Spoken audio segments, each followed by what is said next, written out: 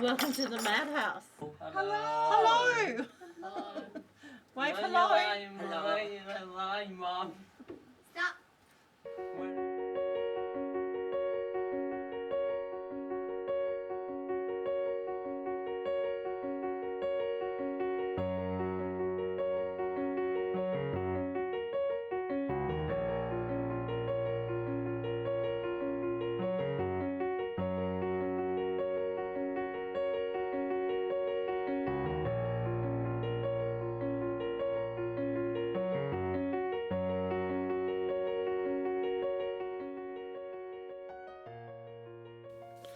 My name is Louise.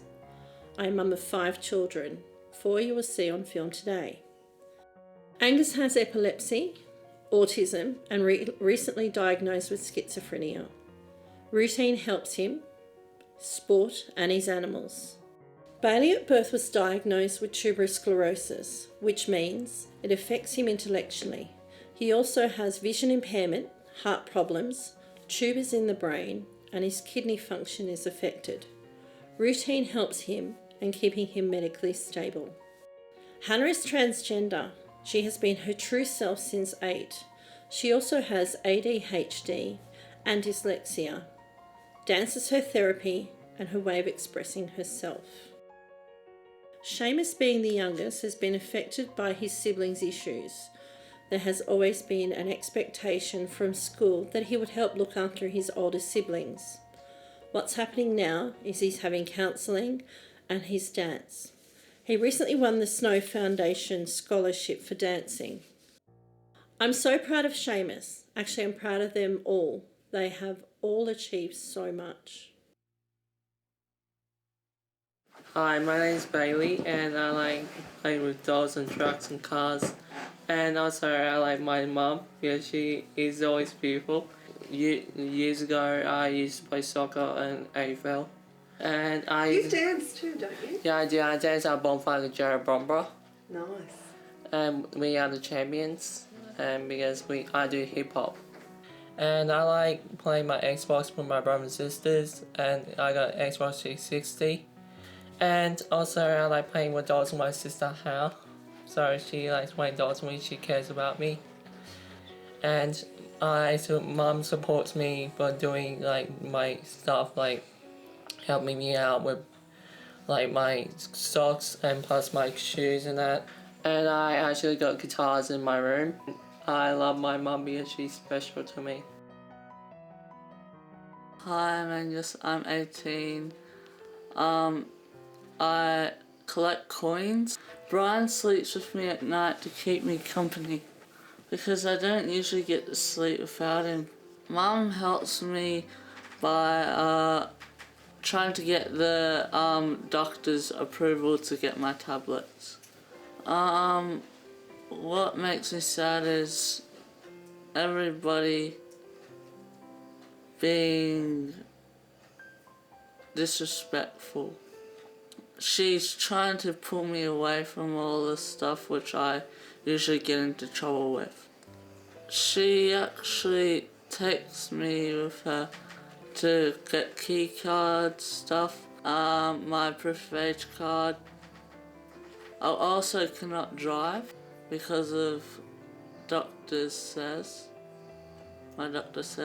it's because it's lack of concentration.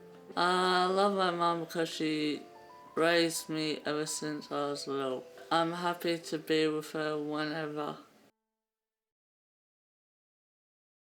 My name's Seamus. I'm turning 15 in November 25th.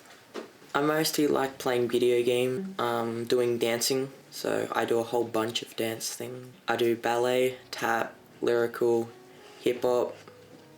When I didn't go to Headspace, I didn't have really anybody to talk to because mum's pretty much running around to everybody and doing other things, so I couldn't speak out. And then mum said there's Headspace, so I went there and I've been feeling a whole lot better having to have someone there to talk to. So mum's been helping me with telling me new things like the Headspace, the Rage program. She's been helping me with studying as well.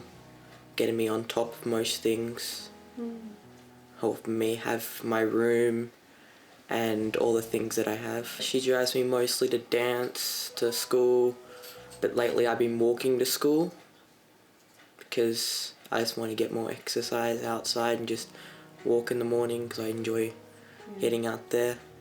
So Mum is always there when I need her, but sometimes she is not there. She's dealing with different things.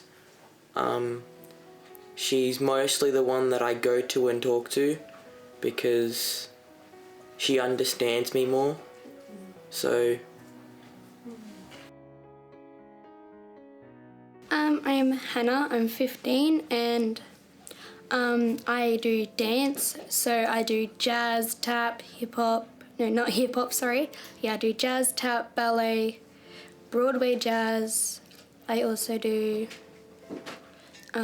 contemporary and a squad production, which we like do heaps of productions that we do for competitions.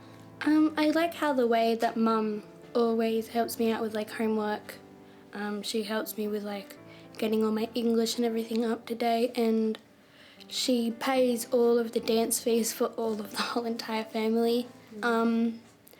She also helps us sort of sometimes shop to find things, which is really fun. Sometimes she takes us out for treats and stuff. Sometimes when I'm feeling down, sort of dance or listening to music might help me with my mental health because I have ADHD. Sometimes I like watch videos sometimes to try and keep my anger down. Dance helps a lot for my mental health because you meet like heaps of friends. You get to dance with other people that you haven't danced with before. It's really fun. Mum's actually really supported me in every single dance competition that I've done. She's always helped me get ready for my dance, and I can always just talk with Mum with like everything that's going through with this new school that I've recently moved to. I'm Louise. I'm Mum of all of these crazy children you've been interviewing. Was the youngest of 5. Grew up very isolated on a farm. Then went away to boarding school, which was the worst reality check for me ever because it was in the middle of Sydney at Glebe Point. It was hard, really hard, because I went from a farm in the middle of nowhere to the city until I finally had my kids, number 1. But I was 21 and thought I was grown up. I could do all that on my own, didn't need anyone around me, didn't want anyone around me. And I became one of those mums where, what they call helicopter mums.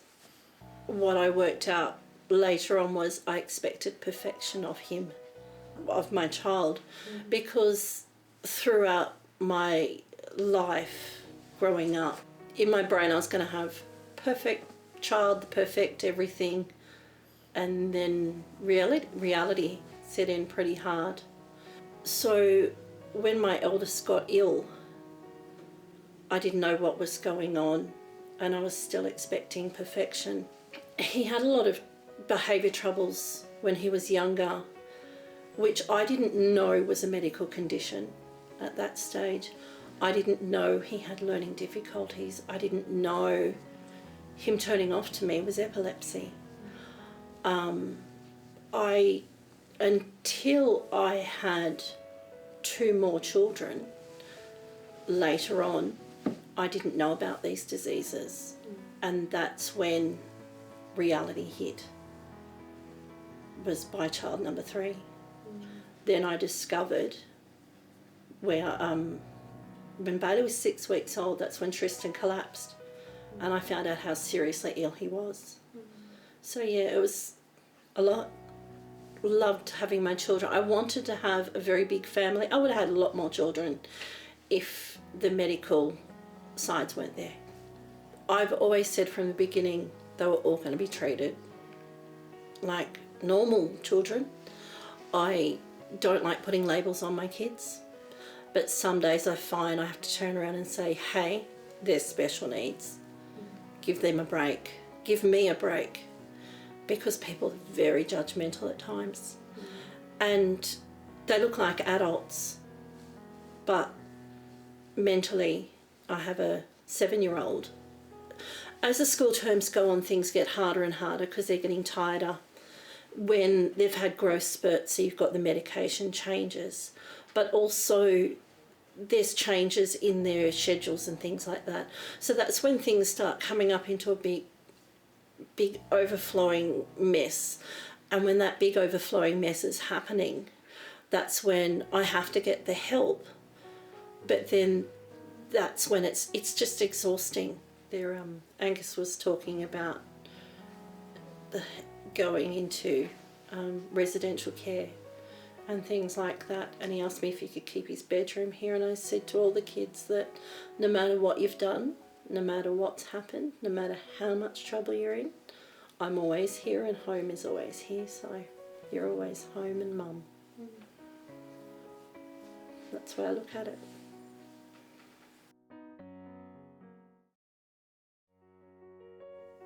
Caring for the kids is really busy and at times overwhelming.